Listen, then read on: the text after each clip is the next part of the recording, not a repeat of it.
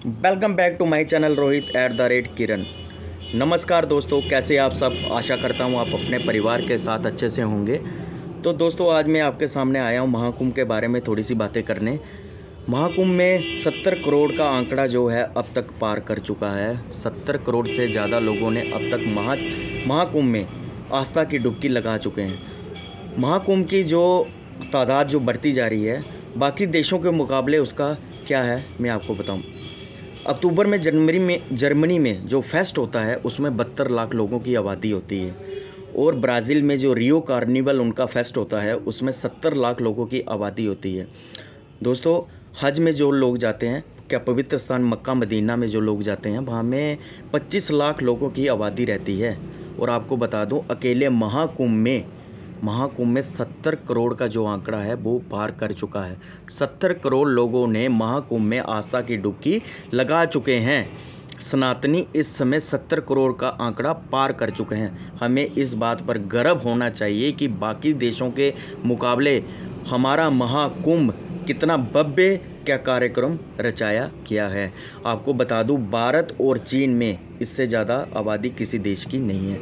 अगर यूरोपियन संघ की बात करें तो उनकी आबादी 44 करोड़ 90 लाख है। उससे भी कहीं ज़्यादा महाकुंभ में लोग अब तक आस्था की डुबकी लगा चुके हैं। दोस्तों, संयुक्त राष्ट्र अमेरिका की बात करें तो उसकी आबादी 34 करोड़ 66 लाख है। दोस्तों, पाकिस्तान और बांग्लादेश की भी कुल आबादी अगर हम जोड़ दें ना, तो उससे भी ज़्यादा अब तक महाकुंभ में लोग आस्था की डुबकी लगा चुके हैं। महाकुंभ के आयोजन पर जो लागत आई है वो 6,382 करोड़ की लागत आई है। लागत तो आई है, और आपको मैं बता दूं कि 45 दिनों में जो व्यापार का आंकड़ा है वो 2 लाख करोड़ को पार कर चुका है। सोचिए, एक महाकुंभ से कितने परिवारों को व्यापार का मौका मिला, कितने परिवारों की रोजी रोटी लगी। तो ये हमारे लिए बहुत ही एक गर्व की बात है कि इतना बड़ा महाकुंभ जोगी जी और मोदी जी ने रचाया।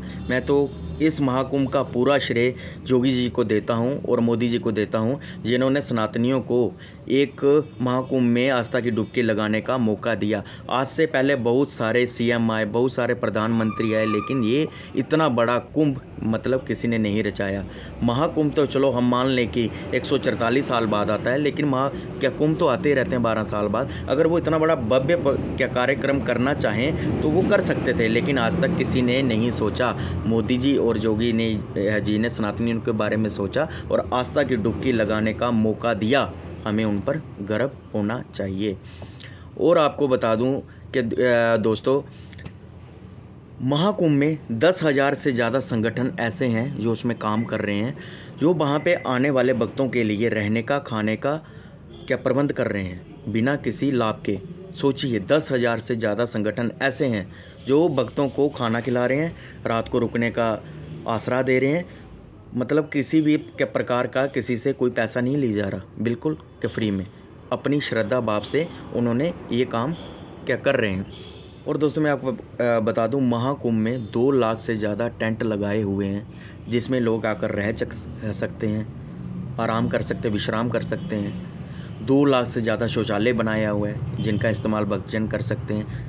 मतलब इतना बड़ा भव्य कार्यक्रम किया। और सबसे बड़ा वर्ल्ड रिकॉर्ड जो आपको बता दूं, जो 5 लाख से ज़्यादा गाड़ियों की पार्किंग बनाई है। मतलब एक यार्ड में आप 5 लाख से ज़्यादा गाड़ियां लगा सकते हैं। ऐसी वहाँ पे 102 पार्किंग का मतलब 102 पार्किंग बनाई गई है। सोचिए, ये वर्ल्ड रिकॉर्ड है, बहुत बड़ी बात है। तो ये मैं आपको बता रहा था। और इसके बारे में, महाकुंभ के बारे में बात करें हम, तो महाकुंभ ने हम लोगों को एक जोड़ने का काम किया है, तोड़ने का काम नहीं किया। सोचिए, वहाँ पे एससी, ओबीसी, लोहार, कुमार, मतलब किसी भी जाति का व्यक्ति ले लीजिए, किसी के लिए अलग से घाट नहीं बनाया हुआ कि यहाँ पे ब्राह्मण नहाएगा, यहाँ पे पंडित नहाएगा, यहाँ पे लोहार नहाएगा, यहाँ पे दलित नहाएंगे, ऐसा कुछ नहीं है। तो सोचिए, महाकुंभ ने सब लोगों को जोड़ने का काम किया, तोड़ने का काम नहीं किया। जोगी जी ने जो नारा दिया था, एक रहेंगे तो सही रहेंगे, बटेंगे तो कटेंगे, उसका अर्थ ये था कि हम जितने भी लोग हैं, जितने भी हिंदू लोग हैं, जितने भी मुस्लिम लोग हैं, सब लोगों को एक रहना चाहिए। किसी एक स्पेशल जाति को ऐसा नहीं बोला था कि हम बटेंगे तो कटेंगे, ऐसा कुछ नहीं था। तो आप लोगों को इसके बारे में सोचना चाहिए कि ये महाकुंभ कितना बड़ा पर्व था, हमारे लिए आया, हम सनातनियों को वहाँ पे आस्था की डुबकी लगाने का मौका मिला, तो इसका सारा श्रेय मोदी जी और योगी जी को देना चाहिए। मैं तो अपनी तरफ से पूरा श्रेय उनको देता हूँ कि इतना बड़ा क्या कार्यक्रम उन्होंने रचाया। राम मंदिर के बारे में बात करें, राम मंदिर के बारे में बात करें तो जब उसका निर्माण कार्य शुरू हुआ तो शायद 5 अगस्त 2020 का वो दिन था। तो मंदिर के निर्माण के लिए लोगों ने 3500 करोड़ का दान दिया। इसमें विदेशों का बहुत सारा चंदा था। और आपको एक चीज़ और बता दूं, अब तक जो राम मंदिर में दान आया वो 55 अरब करोड़ का दान अब तक आ चुका है। ये बहुत बड़ा वर्ल्ड रिकॉर्ड है। इसमें गोल्ड का भी है, कैश भी है, विदेशों से बहुत सारा कैश आ रहा है।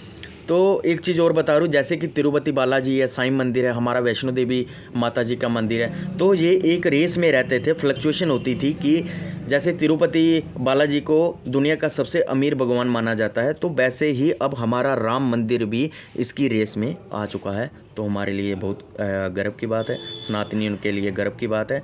तो मेरा कहने का तात्पर्य ये है कि हम सब लोगों को एक रहना चाहिए, जातियों में नहीं बंटना चाहिए। हम हिंदू हैं, हिंदू थे और हिंदू ही रहेंगे। तो चलता हूँ इस वीडियो के साथ, अगले वीडियो में फिर से मिलेंगे। जय श्री राम, जय हिंद, जय भारत।